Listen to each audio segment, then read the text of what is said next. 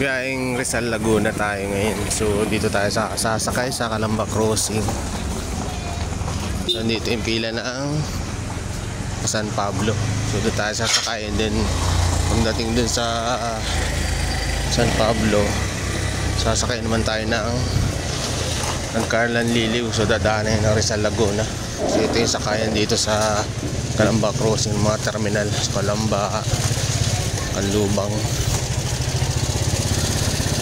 Saya po, San Pedro, yan, San Pablo, Via Calawan. Kompleto yung mga sakayan dito. So dyan po tayo sasakay sa pila na yan, San Pablo, Via Calawan. Ayan po yung mga pila dito. Kompleto yung mga sakayan dito. So ayan po yung pila. So medyo marami na siya. So maghihintay na lang tayo. So yan, nandito na po ako sa San Pablo. So ito yung San Pablo Plaza. So dito daw yung sakayan papunta ng Carlan. So hanapin ko na lang. So yun yung simbahan ng St. Paul Cathedral. Ito yung main road dito. So magtatanong-tanong na lang ako sa sakayan dito. So kung pupunta kayo dito sa San Pablo, maraming way naman na pwede naman kayo galing ng Turbina or Santo Tomas. Mayroon pong diretsyo ng jeep papunta dito sa bayan ng San Pablo.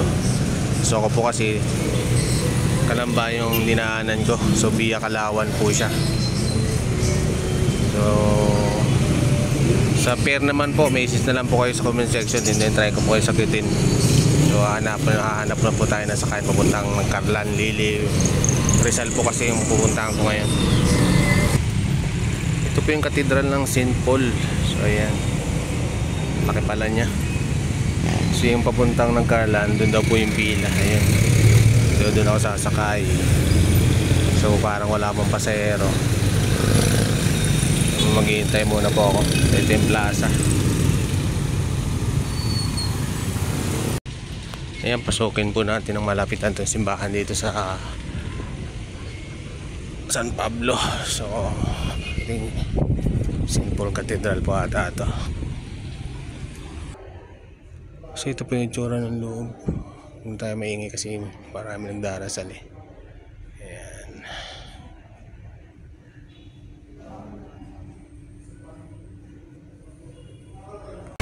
Ito po yung sakayan papuntang ng Carlan. So katabi siya ng Bureau of Fire Protection dito sa San Pablo City. Ayan, ng Carlan, dadaanan siya ng Rizal and then Liliw. So yan po yung sakayan ng jeep dito. Kung pabalik naman po ng Calamba, dito pala yung pila sa may 7-Eleven. So kung galing kayo sa may simbahan, lakad lang kayo sa may Jollibee, din sa may kanto ng Rizal at saka